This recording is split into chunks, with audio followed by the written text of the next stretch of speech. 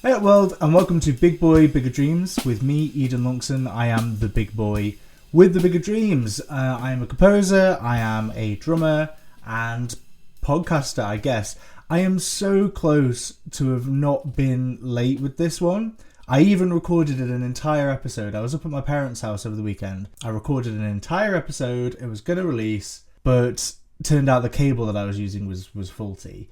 So there was moments in the podcast where it was just cut out for like 30 seconds. Admittedly, it probably didn't cut out anything important, but it just felt a bit like, let's just do this again. Why, what's the point? Just do it again. This is a re-recording of that episode, episode 55. Crazy, 55 episodes.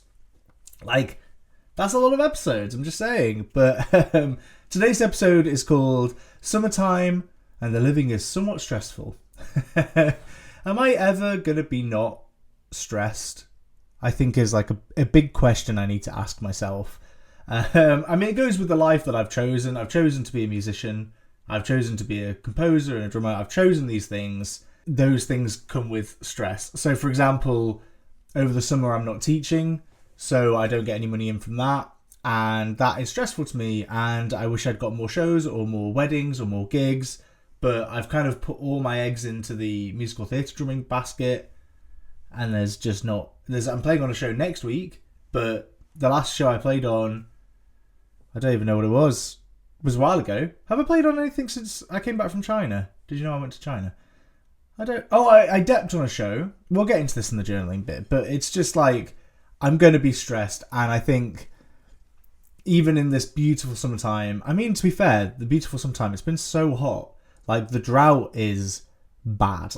Like, it's really bad. Like, I live near the Blackheath, and, well, near Blackheath Village, and then there is, like, the Blackheath, the big area of grass, and it's just brown. Just yellow and brown. Like, the grass is dead, and, like, it's lovely. I mean, I'm looking outside my window right now, and it's just blue skies. Like, gorgeous. Lovely. But the fact that the world seems to be on fire is stressing me out, as well as my own woes about my career and whatever. But what can you do? Let's move into the mental health check. Every episode I like to do a quick check-in with my mental health, and I think my mental health, looking back at where I was when I first recorded this episode, I was a bit annoyed because I didn't get out of bed till midday because I had nothing to get out of bed for. I was at my parents' house, I was kind of relaxing, I'd been up till maybe 1 a.m. playing video games. I'm really into... Because basketball's become my identity now. And I'm really into playing 2K, which is like FIFA, but for basketball. Been playing that on my Switch. And I am consistently only playing as the Knicks. I refuse to play as any other team. And I'm currently doing a version where you can play through last season. And I've just won every single game. Which isn't how the Knicks did last season, but I don't care. I don't care. And I keep challenging myself to try and play on harder and harder modes, but whatever. I've been up till 1 a.m. doing that. ADHD coming in clutch. And I basically didn't get out of bed till midday because I just had nothing to get out of bed for. But in contrast to today, because that made me really upset when I did that, but today I got out of bed, not particularly, still like 8:30. Which, I mean, is early compared to midday, but in terms of, like, when I'm usually teaching, I'm usually leaving my house at 7 a.m. So I leave my house around 8:30ish, and I go and play basketball by myself in the park, and then I walked half an hour to my gym, and which, frustratingly, I get to the gym, and there's a basketball court directly outside the gym that I'd completely forgotten existed. It's like, God damn it. So anyway, I walk the 30 minutes to the gym, I didn't spend that long there, maybe 45 minutes doing legs, and then walked the half an hour back home. So I've done quite a lot of exercise this morning. I've already done like 12,000 steps, and it's 1 o'clock. And I've also had like a little bit of kind of lunch and like had a drink and sat and had a chill and a shower and like, this feels like a really productive day off in terms of like just going out and being healthy. So actually, in contrast to, half a week ago, it does feel like, oh, actually I'm doing okay. Now, in terms of other things about my mental health, I feel like I wish I had more things in the diary. But then I do have several things in the diary, including a clash which I need to sort out. Ugh.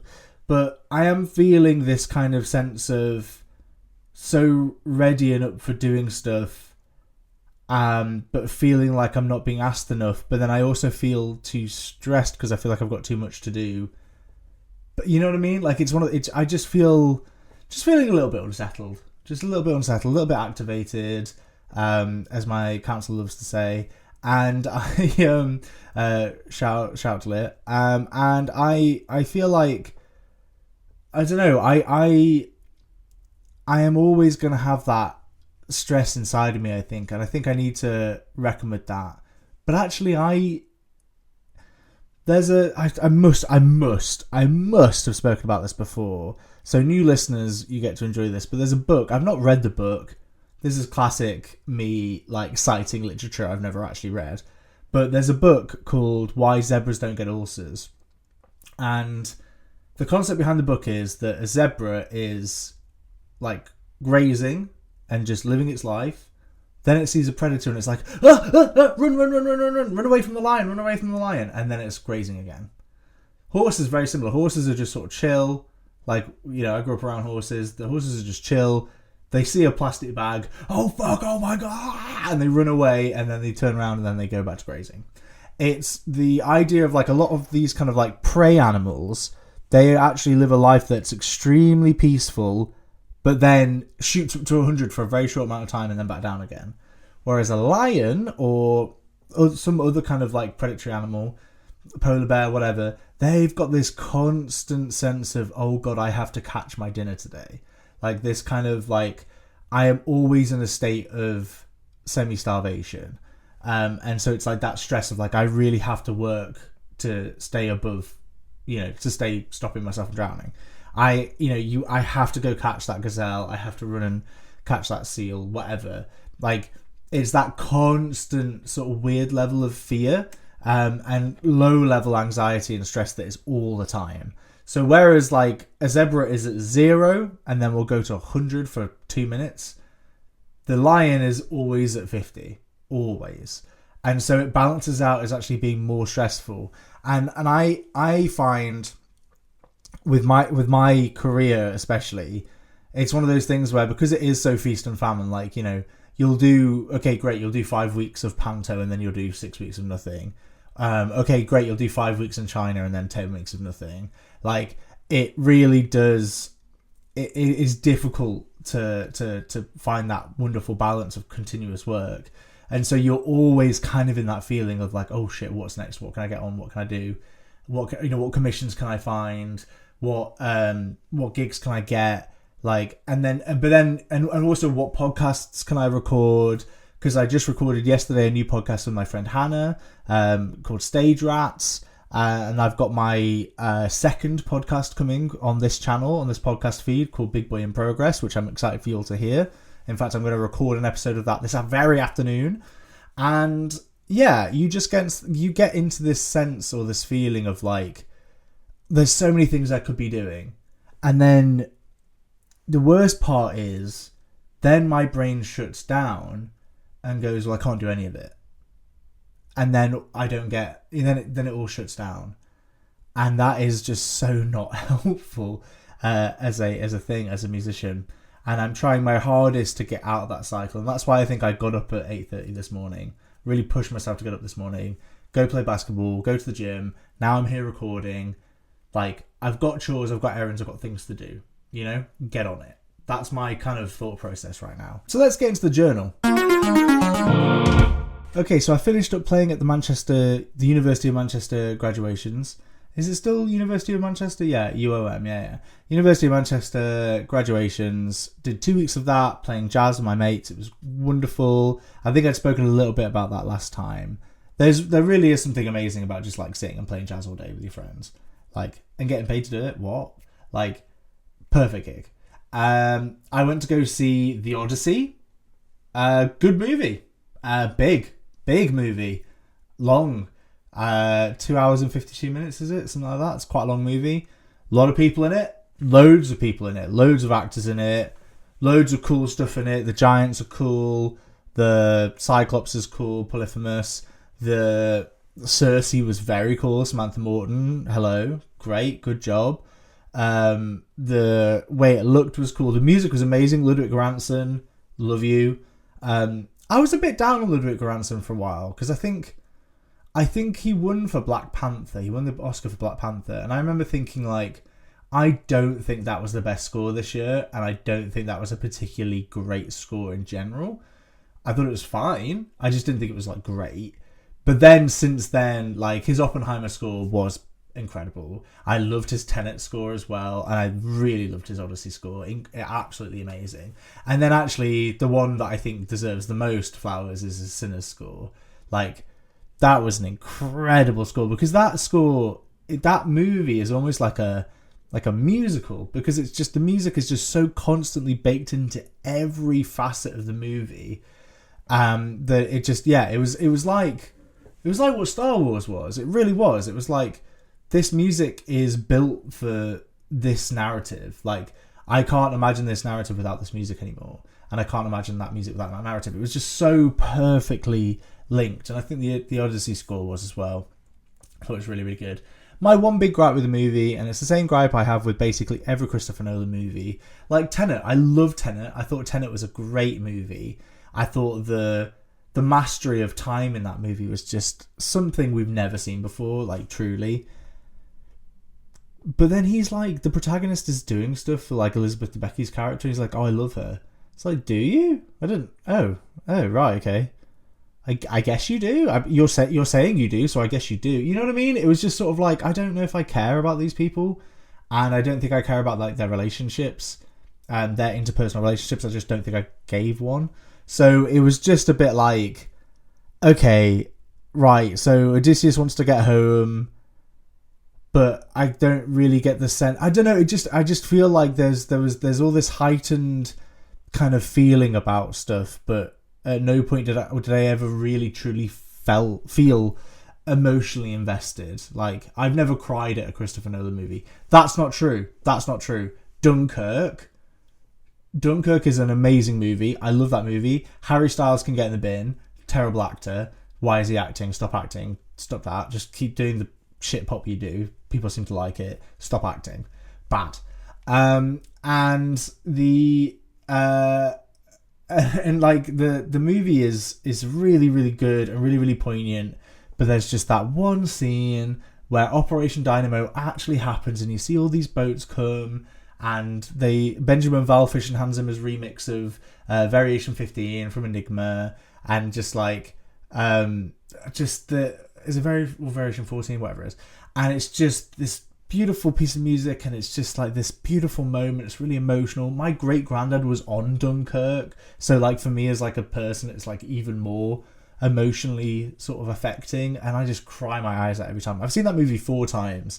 I saw it twice in the cinema, IMAX obviously, and cried my eyes out both times. Watched it in my friend Giles's living room, cried my eyes out again. And then for a 4th time, I was like, okay, I'm not going to cry this time. I'll show it to my mum. I think my mum would quite like this movie. And we got to that moment, and like I was like, okay, I'm going to look over at my mum because I bet she's going to cry. And I look over at her, and she is sobbing. She is like, honestly, like already just gone, just like absolutely gone. And it's just like this. I just had that, and then of course, like I haven't got a heart of stone. I see my mum fully crying, crying, and I immediately start sobbing as well. Because we're both such like fools for that kind of thing, and we're just like crying our eyes out, like, oh, for God's sake. It's good. My mum and I are like that. Like I remember at my sister's wedding, like I would cry, and then I'd look over and she'd be crying. We're like, God's sake. So I love crying. I love a cry at a movie. I love when movies affect me emotionally. I just don't feel that from the Odyssey. I didn't feel it in Tenet. I didn't feel it in any of the Batmans. I didn't feel it in Interstellar even. There's that one moment where he's watching the video of his daughter growing up, and I remember like feeling a bit emotional, but I don't know. I just don't think I don't know if he's tapped into that like proper affecting emotional kind of storytelling. Maybe it's just me. Maybe people did cry at the Odyssey. But I just incredible. 10 out of 10 filmmaking. Honestly, like, you can't imagine anyone making that film any better than he did it. Like, in terms of like the way it looked. Oh my god, it was incredible. I went to see the A to Z or A to Z. Yeah, I mean, I'd call it A to Z, but it's an American person who wrote it and made it, so Z. A to Z Guide to Dating. A to Z Guide to Dating by Grace O'Keefe, who is in a comedy duo called The Queen of Cups with my friend Erin, who I am in talking with about making a show. And so I went to see that show just to support it. It was a lot of fun. It was like a drag. So it was Grace performing it, and she was doing like a drag version of her mum, which interestingly, I guess it kind of really challenged my preconceived notions of what drag is, because ultimately I'd always kind of assumed drag was in some way a trans persona. It is the embodiment of the opposite gender. So like when you have a drag queen, a drag king, it's a woman who is presenting as a man and portraying very masculine whatever. And if it's a drag queen, it's a bloke who is dressed up as a woman, is really inhabiting sort of like female ideals or female qualities, feminine qualities, I should say. And ultimately, I know that like I won't ever understand truly the like idea that it's not like transvestitism. It's not that. It is in some way associated with a queer and trans identity. And I've always associated with that, but then seeing someone who is a woman, like assigned woman at birth, female presenting person, portraying themselves as a drag queen, so they are a woman presenting this sort of like ultra feminized or ideal or qualities. I say ideal is not quite the right word, but like qualities. You know, it just was like, oh, I didn't realize you could do drag in the same gender. That's quite interesting. And to be fair, I think maybe drag is the wrong term. It's the term they use, but I think it's basically, it was doing an impression, a sort of drag impression, a sort of campy queer impression of her own mum. And her mum wrote a dating book back in the 80s or 70s, whatever. And so she was basically reading out stuff from the book, going from A to Z. And yeah, it was interesting. Some of the songs were really catchy, and I thought the ending especially was really quite funny and quite like poignant as well. Yeah, and then I went and I depped on a show. I went up to Birmingham and I depped on Grinder the Opera, which I was depping for my friend Charlie, who himself was depping for a bloke called James. And it's an opera essentially about two men who meet on Grindr and fall in love, and then also this older conservative bloke who goes on Grindr to meet young men and fulfill his sort of like closeted gay needs. And then also it gets darker than that and gets more interesting. It's quite an interesting. Grindr himself is a character, which is quite an interesting aspect to add to all of this. Yeah, it's a really fun show. It's also like a sung through, like, narratively dense, like completely musical show. So it's not like I think when people see a thing like Grindr the musical, they assume it's going to be like, oh, we're just taking the piss out of Grindr and the ideals of Grindr or whatever. And it's like, actually, it's a bit deeper than all of that and is really quite like profound. It's also very operatic in moments. I mean, it's still like a pop sort of score, contemporary MT score. But it is, I really enjoyed playing on it. It was a really good, really fun band and just really fun to play on. I'm from Stoke-on-Trent, which means that I kind of have this weird aversion to Birmingham. I don't know what it is. I think it's just like I think because some people in Stoke, we associate ourselves with being northern rather than the Midlands. And Birmingham is like the Midlands, you know? That is like full on, this is the Midlands. Whereas Manchester is definitely the north. I mean, it's very the bottom of the north, but it's still the north. And so whenever I think about which one I'd rather be aligned to, it's Manchester, because I want to be northern. Because like if we're pretending that the Midlands, you know, identity doesn't exist, I want to be on the northern side.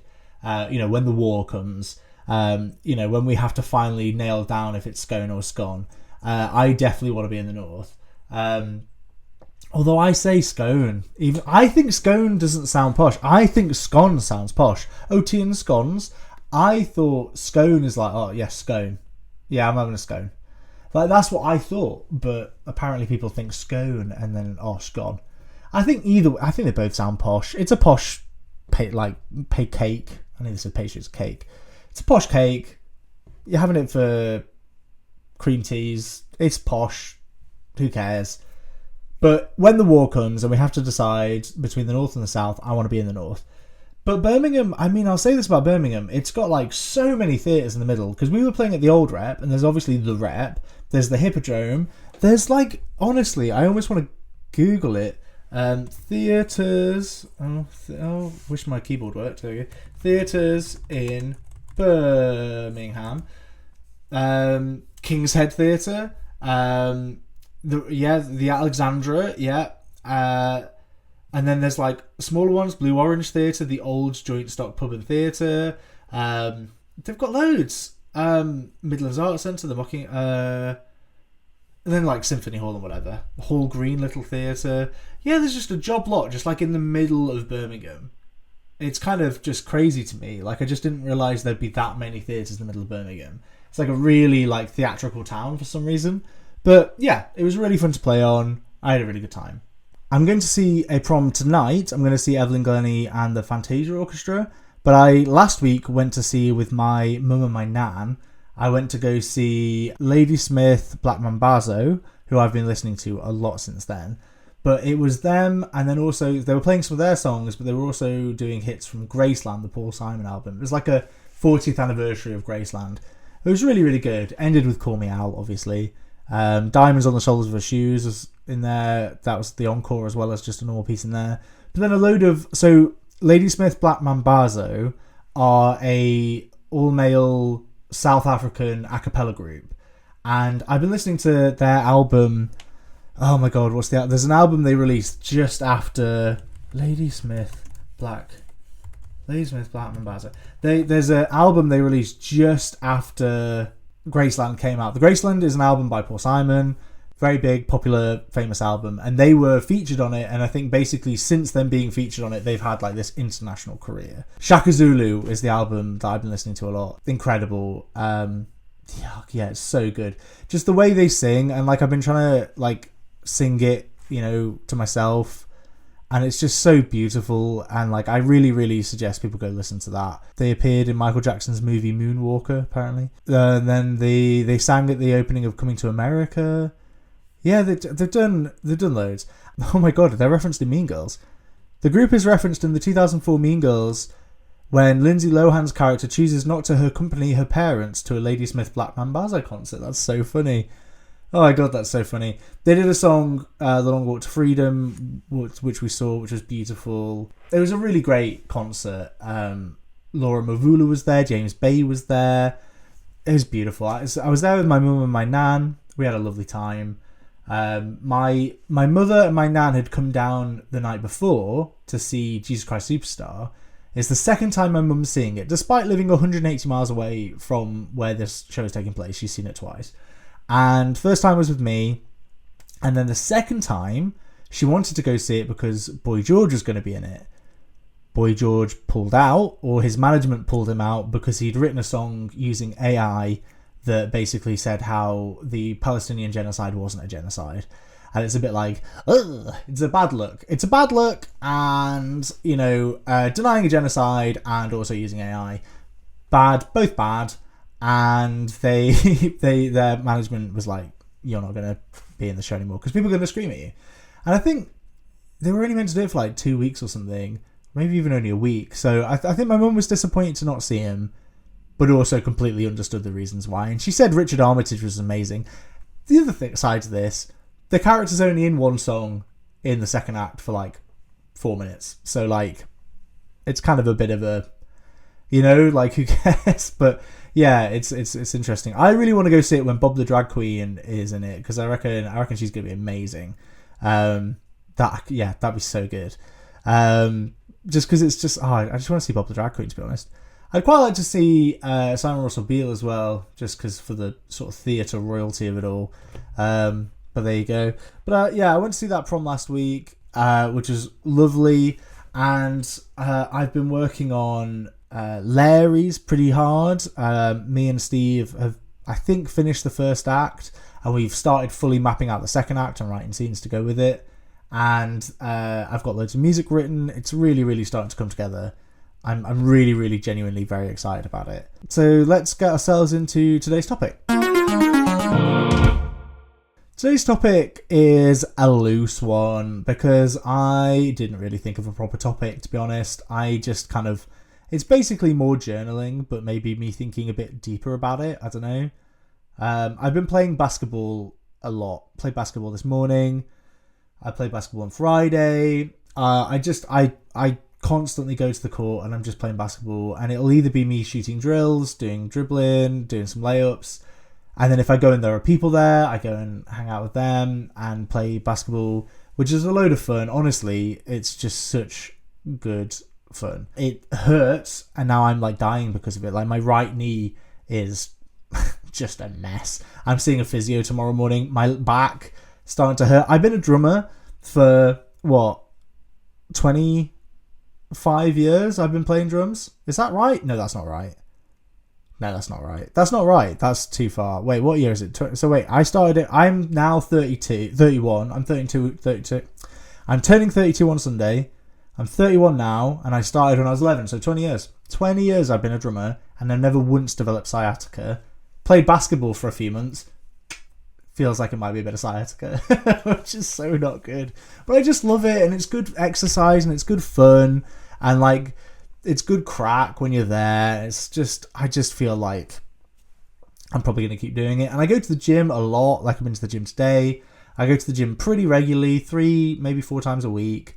I play basketball maybe 2 or 3 times a week.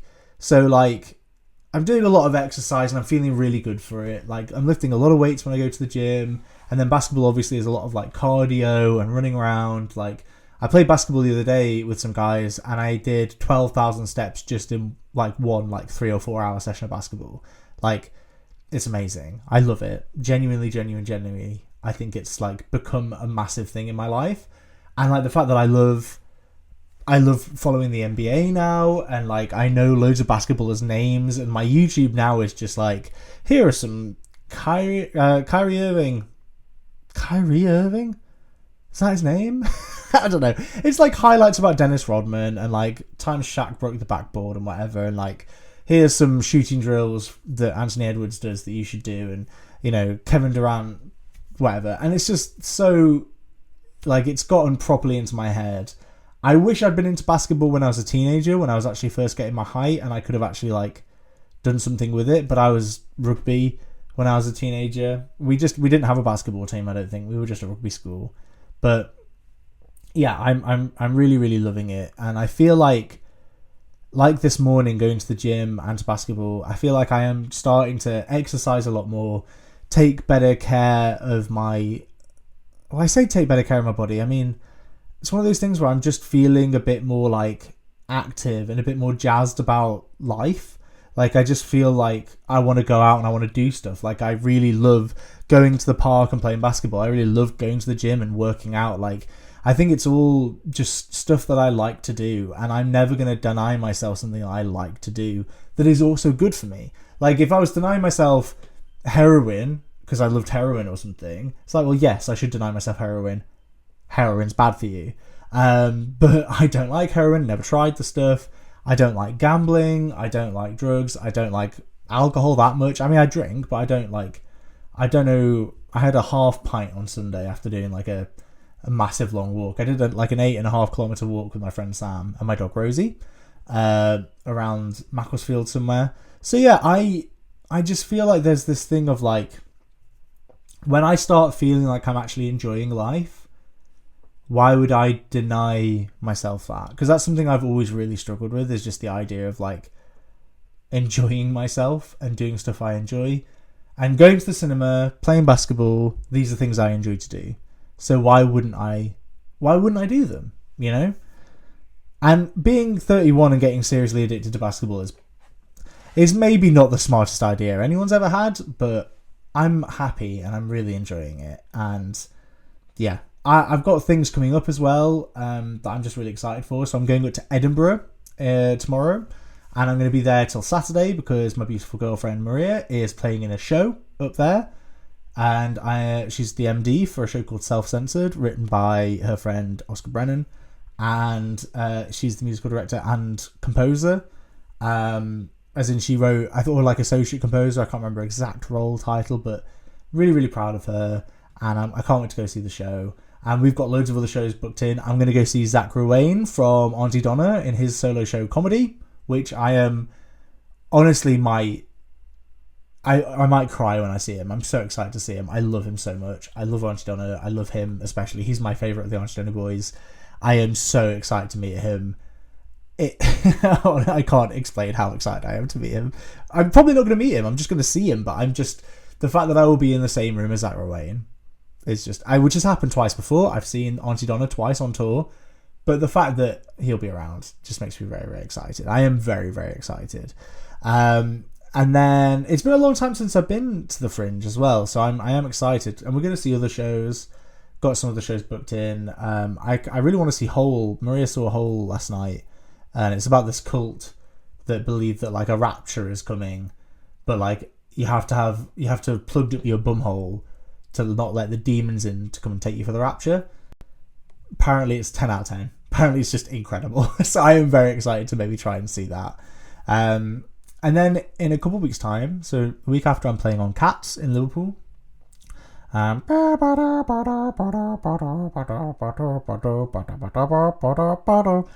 excited for that. What a solid show. Rock hard, solid show. But it'll be really fun.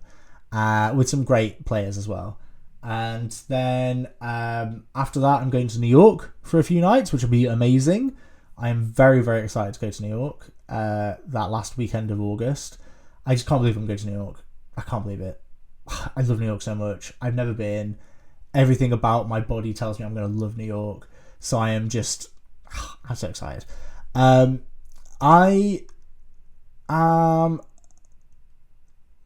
feeling scared that I haven't achieved anything in life. You know? Like, I'm going to go see Zach Ruane, who is like a comedian from Australia. He's in a comedy trio, and now he's like doing his own show and bringing it to the Fringe in Edinburgh. And he's not that much older than me, and I'm like, I don't have that kind of career or clout. I'm not in any way. They would claim they're nichely famous. I'm not even that.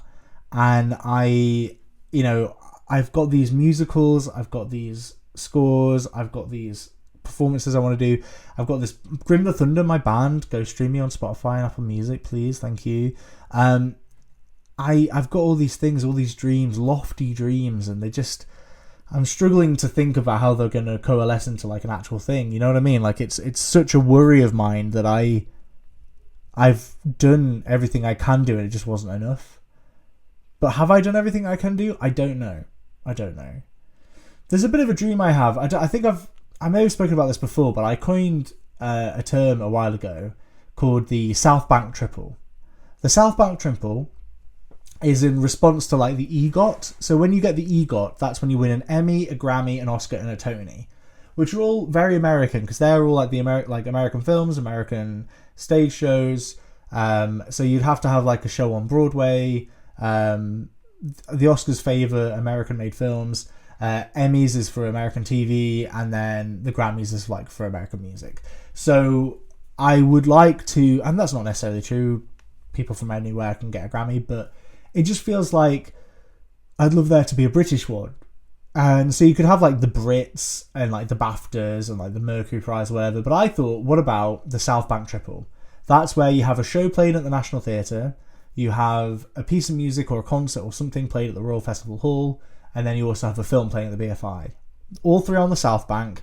Boom, boom, boom. South Bank Triple. That's my dream. That's my ultimate goal and dream, to have something performed at the National Theatre, piece of music played at the Royal Festival Hall, and a film that I have scored or written showing at the BFI. That's my dream. That's my ultimate goal. And I am a billion light years away from it. Am I? I don't know. Larry's is is really, really cooking and getting not that far off being done. But where do you go from there? Like, once you've got a thing, what do you do? Like, the world is so far away. It feels like so unattainable. Like, this notion that I'd have, like, Larry's played at the National Theatre. That's crazy. But maybe I need to stop thinking, like, that's crazy, and start thinking, wouldn't that be cool? How do I make that happen? What sets me on that path? You know, because people are on that path. Musicals play at the National Theatre all the time. Like, there are pieces of music played at Royal Festival Hall all the time. There are films playing at the BFI all the time. Someone has made all of these things. That could be me. That could be me. I need to stop thinking like, oh God, that's so far away, that's for other people, and start thinking that will be me one day. That's the readjustment.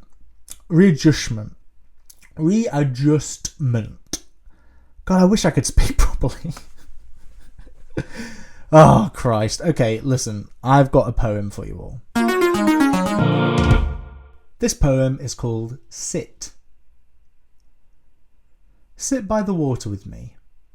Listen to the flow. Hear the water speaking. What does it know? Sit under the willow tree. Listen to the leaves. Hear the rustling foliage and the story that it weaves. Sit on the bench in the city. Listen to the cars drive along. Hear the man-made cacophony. A symphony. A song. Sit on your bed in your room. Listen to the dreams in your mind. Hear the living computer. What music might you find? Sit. Be patient. The world moves on. Sit. But not forever. The trick is to pick your moment and get on. There you go, little poem for you there called Sit. I like writing little poems for this because they're all, you know, they're not going to win me any kind of prizes, these poems, but I just like the fact that I challenge myself to write one every time I do one of these podcasts, and I need to collate them into one big thing and put them somewhere, but what can you do?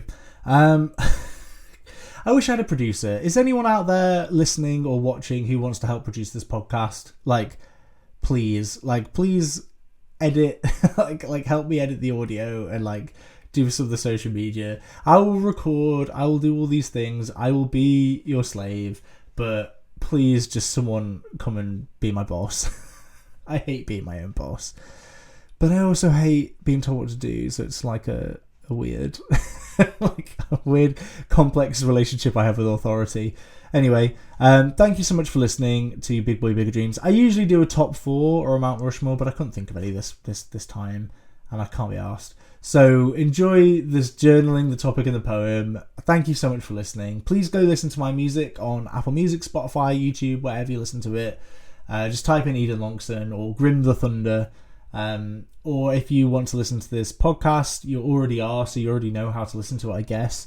So do it again on YouTube or do it again on Apple Podcasts or Spotify or whatever. Do whatever you can. And please like, rate, review. If you're watching the YouTube video, please like and subscribe. Yeah, thank you all so much for listening / watching. And yeah, I love you all. Peace.